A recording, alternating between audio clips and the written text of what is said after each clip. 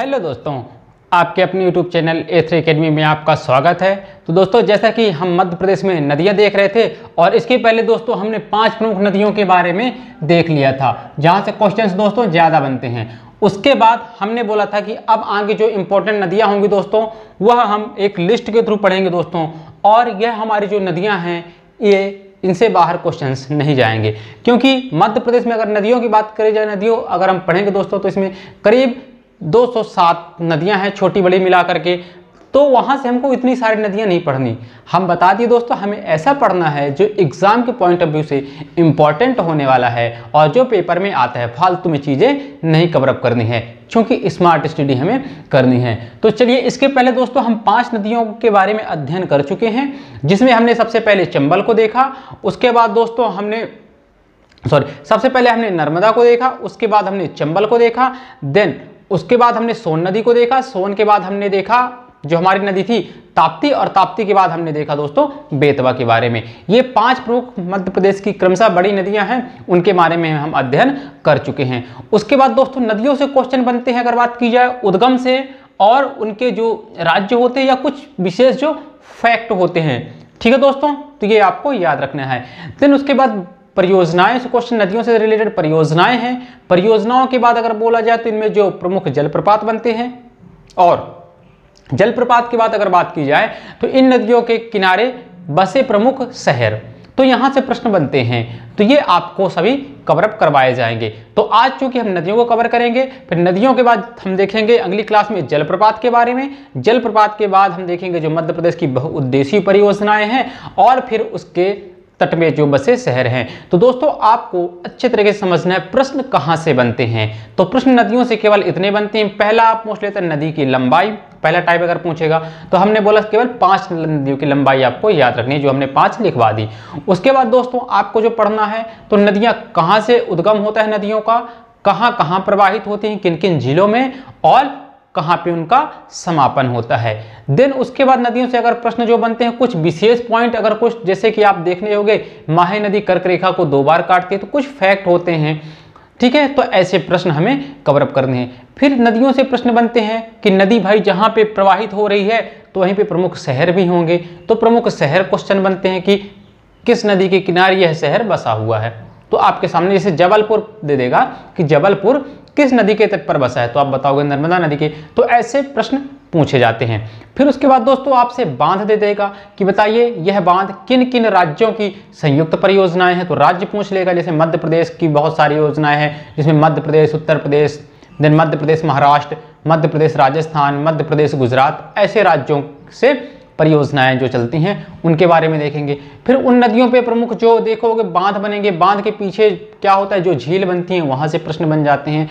कई नदियों में क्या हुआ है, रिजर्व घड़ियाल के बारे में आप देखोगे कि उसमें घड़ियाल प्रोजेक्ट चल रहे हैं, उनके बारे में हम देखेंगे।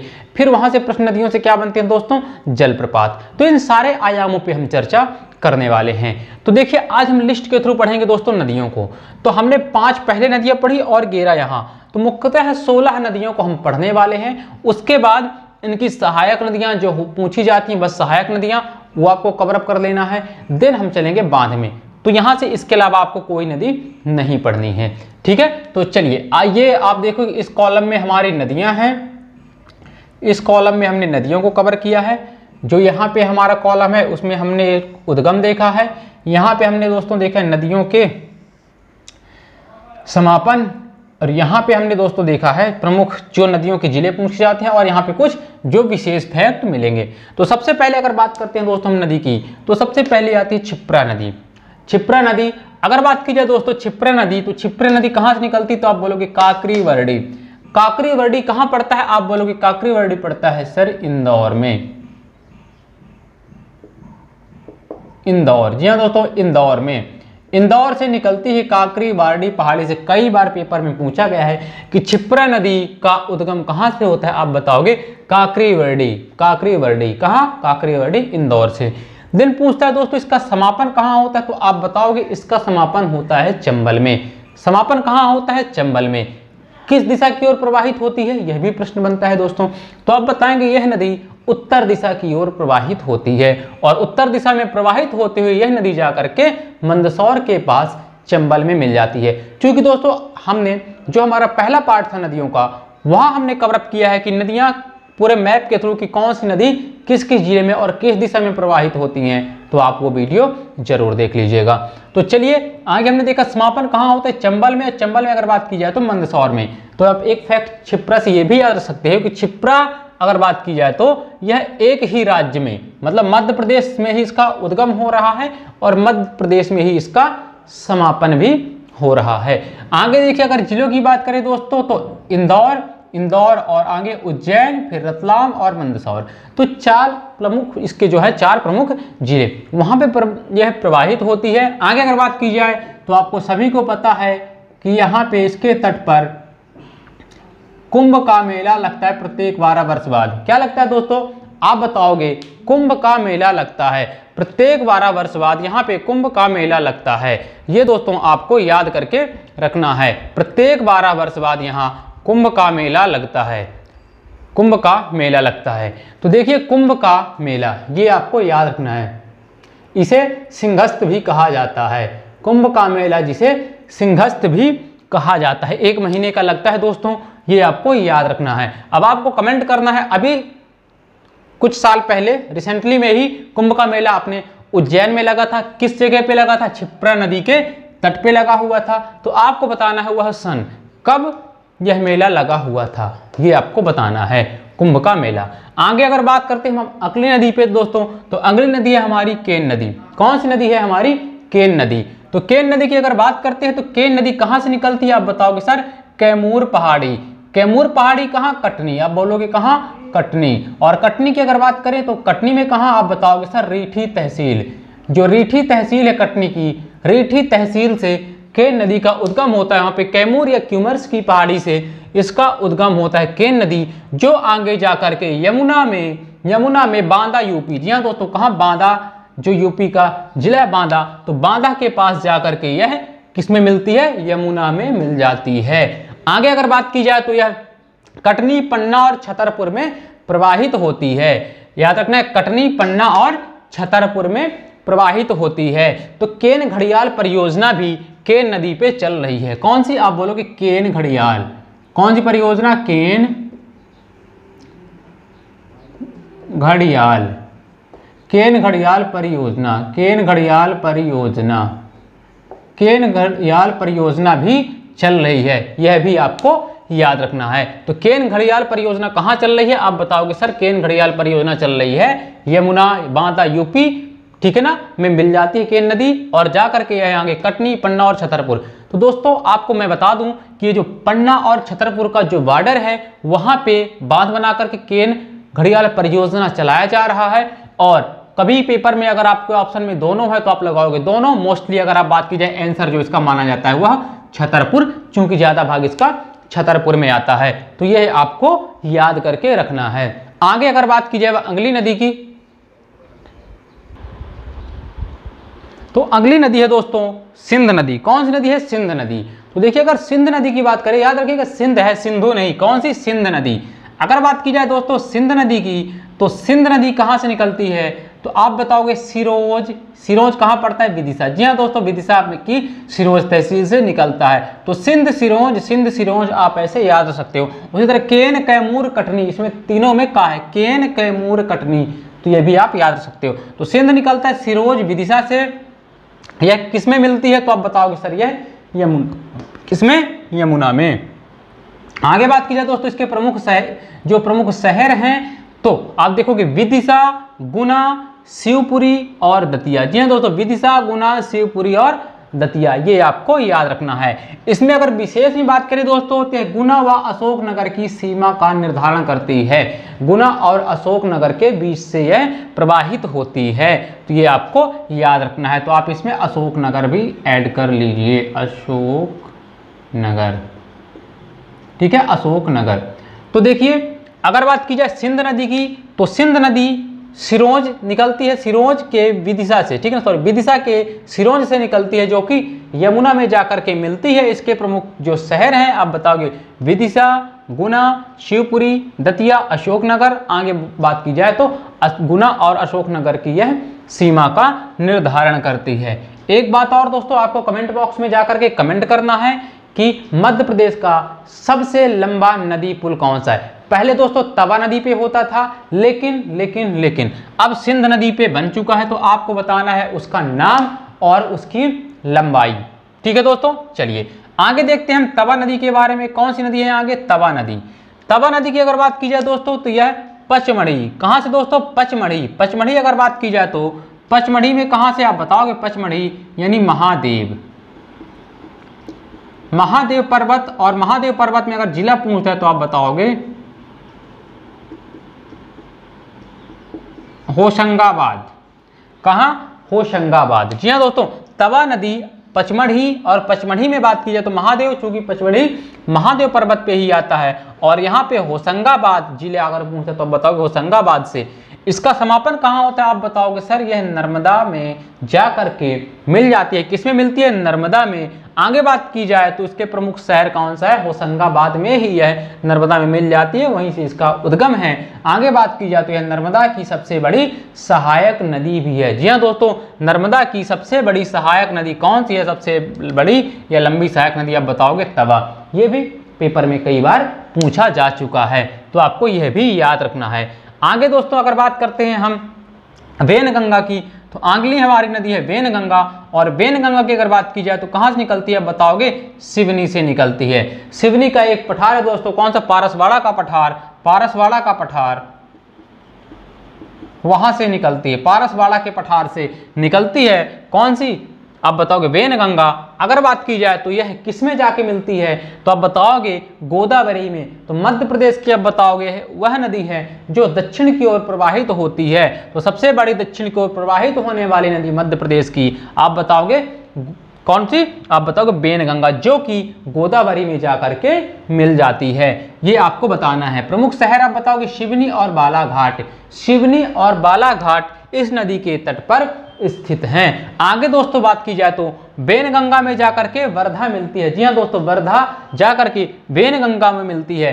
तो वर्धा आप देखो कि वर्धा नदी है जो कि बैतूल से होते हुए निकलती है, छिंदवाड़ा, छिंदवाड़ा से होते हुए सिवनी, फिर जाकर के यह मिल जाती है कहाँ पे? महाराष्ट्र के पास ही आप देखोगे जाकर के मिल जाती है वेनगंगा में, जहाँ इसके संगम को हम क्या कहते हैं? प्राणहिता के नाम से जाना जाता है। यह कई बार पेपर में पूछा गया है कि वेनगंगा और वर्धा के संगम को, मिलन स्थल को किस नाम से जाना जाता है? तो आप बताओगे उसे प्राणहिता के नाम से जाना जाता है। ये फैक्ट आपको याद रखना है। तो वेनगंगा कहाँ से निकलती? सिवनी के पारसवाड़ा पठार से, गोदावरी में मिलती है। सिवनी और बालाघाट इसके प्रमुख शहर हैं। आगे बात की जाए तो वेनगंगा और वर्धा के संगम को प्राणहिता के नाम से जाना जाता है। अगली नदी की बात करते हैं दोस्तों, काली सिंध। जी हाँ दोस्तों, ये सिंध अलग है और काली सिंध अलग है और सिंधु नदी अलग है। ये सारी अलग अलग हैं। तो अगली नदी जो है दोस्तों हमारी कौन सी है? आप बताओगे सर काली सिंध है। काली सिंध कहाँ से निकलती है? बगली गांव। अरे काली सिंध निकलती है कहाँ से? बगल के गांव से। भाई याद रखना, बगल के गांव यानी बगली गांव। बगली गांव से निकलती है, ये आपको याद रखना है। काली सिंध निकलती है बगली गांव से। और किसमें जाकर के मिलती है? अब आपको बताना है कमेंट बॉक्स में कि बगली गांव किस जिले पे पड़ता है, किस जिले पे पड़ता है।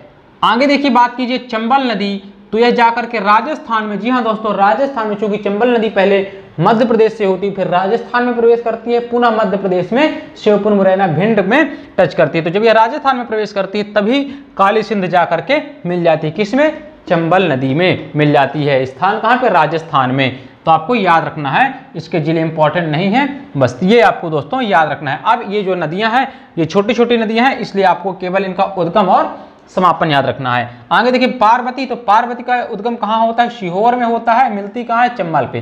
तो अब देखिए चूंकि मध्य प्रदेश के जो मालवा के पठार से प्रमुख नदियां निकल रही हैं, उनका ज्यादातर नदियों का अगर बात करोगे तो मिलन जाकर के या संगम कहाँ होता है? आप बताओगे वह जाके होता है संगम उनका किस पे? तो आप बोलोगे वह होता है किस नदी पे?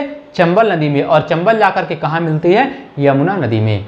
याद रखिएगा, ठीक है ना। उनका समागम जाकर के किस में होता है? चंबल में। और चंबल जाके मिलती है किसमें? यमुना में, ठीक है। और यमुना किस में मिलती है जाकर के? गंगा नदी में। तो गंगा नदी तंत्र के अंतर्गत यह आती हैं। तो याद रखिएगा काली सिंध कहाँ से निकलती है? बगली गांव कहाँ है? बगली गांव। और उसके बाद आप बताओगे समापन कहाँ होता है? चंबल नदी में। ठीक है दोस्तों, आगे देखिए पार्वती कहाँ निकलती है? सीहोर से निकलती है, मिलती कहाँ पे है? चंबल पे जा करके मिलती है। अब देखिए अगली जो नदी है वह है कूनो नदी कहाँ से निकलती है? शिवपुरी के पठार से। तो नाम से याद है शिवपुरी का पठार, यानी कि शिवपुरी से निकलती है, मिलती कहाँ? देखिए यह भी मिलती है जा करके चंबल में। चूंकि जो मालवा का पठार है दोस्तों उसका ढाल उत्तर की ओर है, इसलिए यहां से निकलने वाली सारी नदियां उत्तर की ओर प्रवाहित होती हैं। याद रखिएगा मध्य प्रदेश की जो प्रमुख नदी हैं वह उत्तर की ओर प्रवाहित होती हैं, उत्तर की ओर प्रवाहित होती हैं, ये आपको याद रखना है। आगे अगर बात करते हैं दोस्तों तो जो हमारी सीरीज की अगली नदी है वह है कुंवारी नदी। जी हाँ दोस्तों, कुंवारी नदी। और कुंवारी नदी की बात करें तो यह भी कहाँ से निकलती है? शिवपुरी के पठार में, और यह भी चंबल में जाकर के मिल जाती हैं। दोस्तों ये 100 150 किलोमीटर की नदियां हैं, ज़्यादा लंबी नहीं है, ये छोटी छोटी नदियां हैं, इसलिए यहाँ से ज़्यादा प्रश्न भी नहीं बनते हैं। बस किसकी सहायक नदी है यह पूछ लेता है तो आप बताइएगा कूनो चंबल की सहायक नदी है। आगे देखिए कुंवारी, तो कुंवारी भी कहाँ से निकले? शिवपुरी के पठार, यह भी चंबल की एक सहायक नदी है। आगे देखिए दोस्तों माही कहाँ से निकलती है? विंध्याचल पर्वत धार से। जी हाँ दोस्तों, विंध्याचल पर्वत धार से होते हुए जाकर के यह अरब सागर, जी हाँ दोस्तों, अरब सागर में जाकर के यह मिल जाती है, अरब सागर में जाकर के यह मिल जाती है। आगे अगर बात की जाए तो इसके प्रमुख शहर मध्य प्रदेश की अगर बात की जाए तो मध्य प्रदेश में धार और झाबुआ हैं। धार और झाबुआ से होते हुए यह पहुंच जाती है राजस्थान में, राजस्थान से होने के बाद यू टर्न लेती है दोस्तों, और यू टर्न लेने के बाद कर्क रेखा को 2 बार यह नदी काटती है, फिर जाकर के गुजरात में यह भी जाकर के मिल जाती है अरब सागर में। तो याद रखिएगा इसमें फैक्ट प्रमुख, तो आप बताइएगा इसका जो प्रमुख फैक्ट है आप बताइए, कर्क रेखा को 2 बार काटती है। कर्क रेखा को 2 बार काटती है। एक प्रश्न और दोस्तों पूछा जाता है कि कौन सी नदी है जो मध्य प्रदेश में कर्क रेखा के समांतर प्रवाहित होती है? तो याद रखिएगा नर्मदा नदी। जी हाँ दोस्तों, नर्मदा नदी, चूंकि कर्क रेखा ऐसे गई है और नर्मदा नदी भी इस पॉइंट से ऐसे ही प्रवाहित है, तो आप देखोगे करीब करीब यह कर्क रेखा के समांतर है, कर्क रेखा जो है उसके समांतर भी यह नदी प्रवाहित होती है। तो यह भी याद रखना है, अगर कर्क रेखा के समांतर पूछे तो आप बताओगे नर्मदा नदी, और अगर पूछेगा कर्क रेखा को 2 बार कौन सी नदी काटती है तो आप बताओगे माही नदी। कहाँ काटती है तो आप बताओगे राजस्थान में काटती है यह 2 बार। राज्य बताओगे 3 राज्यों में प्रवाहित होती है, मध्य प्रदेश, राजस्थान और गुजरात। तो 3 राज्यों में माही नदी प्रवाहित होती है। और बता दूं कि यह पश्चिम की ओर प्रवाहित होने वाली तीसरी बड़ी नदी है। पहली बड़ी नदी कौन सी है तो आप बताओगे सर पहली बड़ी नदी तो हमारी हो गई नर्मदा, दूसरी हो गई ताप्ती और यह तीसरी नदी है। आगे बात करते हैं दोस्तों टोंस। तो टोंस कहाँ से निकलती है? कैमूर की पहाड़ी। जी हाँ दोस्तों, कैमूर की पहाड़ी सतना से निकलती है, मैहर के पास से, याद रखिएगा, जो कि गंगा में मिल जाती है। कहाँ मिल रही है दोस्तों? गंगा में मिल रही है। उद्गम कहाँ से होता है? सतना जिले से, सतना जिले से उद्गम होता है। जब मैहर अलग है तो मैहर यहाँ पे आप लिख लोगे जब अपडेट हो जाएगा। तो ये दोस्तों प्रमुख फैक्ट हो गए। एक बात आपको और याद रखनी है कि मध्य प्रदेश की 2 ही ऐसी नदियां हैं जो डायरेक्टली जाकर के गंगा में मिलती हैं। वह 2 नदियां कौन सी हैं तो आप बताओगे सर पहली नदी तो वह हो गई हमारी यही टोंस नदी और दूसरी हो गई सोन नदी। जी हाँ दोस्तों, पहली हो गई टोंस नदी और दूसरी हो गई सोन नदी। तो टोंस नदी और सोन नदी यह दोनों जाकर के डायरेक्टली कहाँ मिलती हैं? गंगा में। उसके बाद वाली नदी है तो यमुना में मिल रही हैं या तो कहाँ पे मिल रही हैं? चंबल में मिल रही हैं। तो आपको ये चीजें याद रखनी है। अब दोस्तों चूंकि नदियों के मेन फैक्ट हो चुके हैं, आप शहर और जलप्रपात पढ़ने के बाद दोस्तों जैसे नदियों का पूरा बांध भी हो जाएगा, उसके बाद जब हम पूरा नदियों का चैप्टर कंप्लीट हो जाएगा तब हम उसके MCQ लेकर के आएंगे। आप प्रॉपर वे पे पहला वीडियो जरूर देखिएगा दोस्तों, उसमें हमने मैप के थ्रू आपको बताया कौन सी नदी कहाँ से उद्गम होती है, किस डायरेक्शन में बहती है, और आपको अपने मध्य प्रदेश के पूरे जिले याद होने चाहिए। जी हाँ दोस्तों, किस जिला कौन से राज्य की सीमा को टच करता है यह बहुत बार पेपर में पूछा जाता है और कंटिन्यू यह दोस्तों पूछा जाता है, तो आपको यह याद होना चाहिए। जैसा कि दोस्तों आपसे पूछता है शिवपुरी, तो शिवपुरी जो जिला है वह किस राज्य को टच करता है? आपको कमेंट बॉक्स में जाकर के कमेंट करना है। शिवपुरी जो कि बताया जा चुका दोस्तों, आपको बताना है शिवपुरी कहाँ पे जाकर के मिलता है। तो आप बताओगे सर शिवपुरी किस राज्य की सीमा को टच करता है, तो आपको कमेंट बॉक्स में जाकर के कमेंट करना है। अब दोस्तों चूंकि यहाँ पे ये नदियाँ यहाँ से समाप्त होती हैं, अब नदियों से जो कुछ फैक्ट होंगे और कल हम देखेंगे नदियों के जो प्रमुख जलप्रपात हैं। जी हाँ दोस्तों, जो प्रमुख एग्जाम में आते हैं 15-20 जलप्रपात जो हमारे होंगे मध्य प्रदेश के, उनको हम देख लेंगे। क्योंकि मध्य प्रदेश की नदियाँ प्रायद्वीपीय नदियाँ हैं और प्रायद्वीपीय नदियाँ जो मुख्यतः जो देखोगे आप बह रही हैं पश्चिम की ओर, उन नदियों में ही जलप्रपात पाए जाते हैं। तो आप बताओगे कि जलप्रपात के बारे में हम वहाँ पे अध्ययन करेंगे। उनमें हम देखेंगे जलप्रपात कहाँ पे स्थित है, किस नदी पे स्थित है, किस जिले पे स्थित है, उसके बाद उसकी ऊंचाई कितनी है। तो इन सारी चीज़ों को हम वहाँ पे कवर करेंगे। तो दोस्तों नदियों का जो कुल मिला के चैप्टर अगर बात की जाए तो 7 से 8 बांध, और जैसे वहाँ पे आपका बांध हो जाएगा, प्रमुख शहर हो जाएंगे और जाके कुछ और फैक्ट हो जाएंगे। इस तरह 5 से 7 वीडियो नदियों से बनेंगे और दोस्तों यहाँ से 4 से 5 प्रश्न भी पेपर में आते हैं। तो आपको बहुत अच्छे तरीके से इन चीज़ों को कवर अप कर लेना है दोस्तों। इसलिए आज यहाँ से नदियाँ हमारी समाप्त होती हैं दोस्तों। तो आपको हमारा अगर पढ़ाया हुआ पसंद आ रहा है तो आप हमारे वीडियो को लाइक कर सकते हैं, सब्सक्राइब करिए और शेयर करिए। Thank you. जय हिंद, जय भारत।